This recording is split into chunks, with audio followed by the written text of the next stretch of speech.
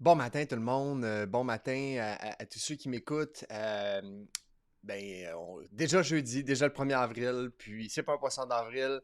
Donc voilà, on est déjà rendu au deuxième quart de l'année. Euh, Ce matin, une des choses que j'aimerais parler, puis disons, mettre à nu, c'est les fameuses pensées limitantes, les fameuses croyances limitantes. Aujourd'hui, mon sujet principal va porter sur qu'est-ce qu'une croyance limitante? Qu'est-ce qu'une pensée limitante? OK? Première des choses, là, il ne faut pas porter de jugement par rapport à ça. On en a tous. OK? Il faut savoir par contre qu'une croyance ou une pensée limitante, c'est pas quelque chose qui est neutre, c'est quelque chose qui influence notre comportement, qui a des conséquences sur nos choix, sur nos actions. Ils ont été mis en place soit pour nous protéger euh, ou tout simplement par apprentissage, par mécanisme. Ça va être le cadre dans lequel on évolue. OK? Qu'est-ce qu'une croyance, une pensée limitante? Moi, je vais comparer ça ce matin à une paire de lunettes. OK? C'est une paire de lunettes avec lesquelles on voit les choses. Donc, si par exemple, la paire de lunettes qu'on a, c'est une paire de lunettes qui n'est pas ajustée ou qui est sombre, par exemple, qu'est-ce que ça va faire? C'est que tout ce qu'on va voir, ben, ça va être sombre, ça va être rose, ou ça va être, oh, c'est mal adapté.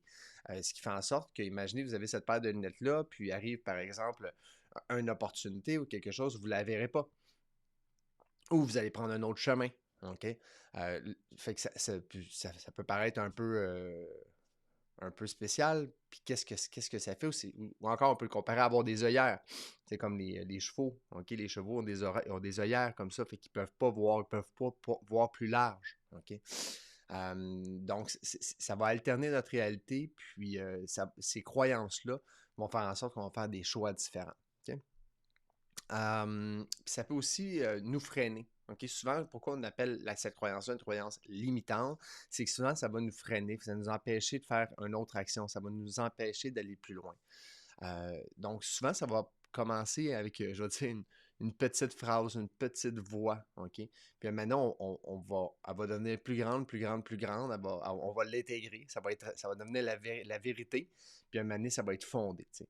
Je vous donne un exemple, OK? Pour illustrer ce que je suis en train de dire ce matin, on s'en va, tu t'en vas au gym, puis tu te dis, moi, je peux pas lever plus que 50 livres. OK? Moi, c'est impossible que je lève plus que 50 livres. C'est impossible. Je peux pas. Fait que là, tu vas arriver puis tu ne pourras pas lever plus que 50 livres. Puis tu es convaincu que tu ne peux pas lever plus que 50 livres.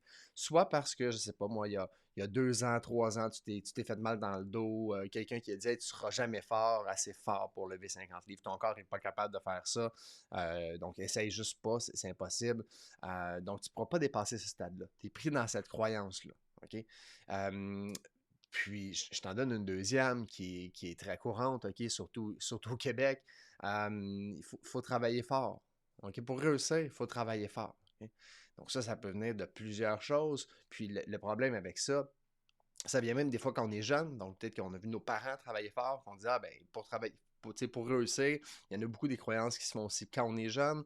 On a vu nos parents travailler fort, on dit, ben, pour réussir, c'est ce qu'il faut faire. Il faut travailler fort. Et à un certain moment, même quand on travaille fort, on va continuer à travailler fort parce que c'est le seul moyen de réussir. C'est une croyance. OK? Euh, des fois, ça peut même nous empêcher de faire ce qu'on veut. Ça va façonner notre quotidien. OK? Puis plus on va croire à une croyance, plus on va trouver de preuves pour les justifier. On va s'auto-justifier, on va le justifier aux autres pour vraiment là, bien s'assurer qu'on va dire qu'elle est ancrée en nous. OK? Euh, je vais vous donner aussi des vieilles croyances, OK? Ben, des vieilles ou des moyennes croyances. Puis encore une fois, c'est pour donner des exemples de ce que c'est bien précisément. Tu sais. La Terre, si on croit que la Terre est plate, on n'essaiera pas de faire le tour de la Terre en bateau. On va dire, ben non, elle est plate, fait qu'on n'essaye pas. OK? C'est une croyance. Si on croit, par exemple, qu'une sécheresse, c'est une punition divine, ben, on ne mettra pas en place un système d'irrigation la prochaine fois. On va essayer de faire la danse de la pluie. OK. Si on croit, par exemple, que Écoute, moi, je suis pas capable là, d'utiliser, je suis pas capable d'utiliser Word ou je suis pas capable d'utiliser une nouvelle application là. Hey, je te recommande fortement, je sais pas moi, cette application-là. Ah non, non, non, ça c'est pour moi, non, c'est trop difficile. Je peux pas apprendre ça. OK? C'est trop difficile d'apprendre un nouveau programme. Ben, on se donnera même pas la peine d'essayer de l'apprendre. Je vous en donne un autre. Hey, moi, je suis pas un bon délégateur. Je suis pas bon pour déléguer. Ouais, OK. Là, ce qu'on se rend même pas compte, c'est que des fois, on va même faire de l'auto-sabotage envers nous-mêmes. On dit, ah non, non, moi, je suis tellement. Non, je suis pas bon pour déléguer. Fait que là, quand on va arriver l'étape de déléguer, sans s'en rendre compte, on va mettre en place des mécanismes qui vont faire en sorte que oui, effectivement, ben, tu n'auras pas été un bon délégateur. OK? Tu as essayé d'apprendre une langue, puis tu n'as pas réussi, par exemple. Mais tu vas te dire, ah ben, moi, je suis nul. Je suis nul en langue. Je suis nul pour apprendre des langues. OK? On se le dit, ça, hein? Moi, je suis pas bon. Je suis nul. OK. Puis ça, c'est dommage, parce que peut-être que tu aurais été non seulement bon en langue, mais tu aurais peut-être été même un bon professeur de langue. C'est juste que tu as arrêté avant. Tu t'es mis une croyance, puis là, tu vas tout faire pour le justifier. OK? Ça vient de où? Ça vient de l'expérience, ça vient de notre passé, ça vient de nos parents, ça vient de notre culture, ça vient de notre pays. Et toutes ces croyances limitantes-là nous bloquent et nous empêchent, dans plusieurs aspects de notre vie, à passer, je vais dire, au prochain niveau. Euh, donc, c'était mon sujet ce matin. Si vous restez un peu sur votre faim, ça se peut. Pourquoi? Ben, demain, on va parler du mécanisme. Donc, le mécanisme pour enlever des croyances limitantes. C'est un autre gros sujet, donc je vous laisse scinder en deux. Si vous pensez à certaines croyances que vous avez ou que vous avez des gens alentour de vous disent, prenez le temps de les écrire en commentaire. On va faire le tour de plusieurs thèmes. Il y en a beaucoup, beaucoup, beaucoup des croyances qu'on peut avoir. On n'a pas tous les mêmes, mais on va apprendre demain comment les briser, comment mettre en place les mécanismes de défense pour pouvoir les enlever au fil du temps, ce qui n'est pas chose facile. Et deux, ça va être de les identifier.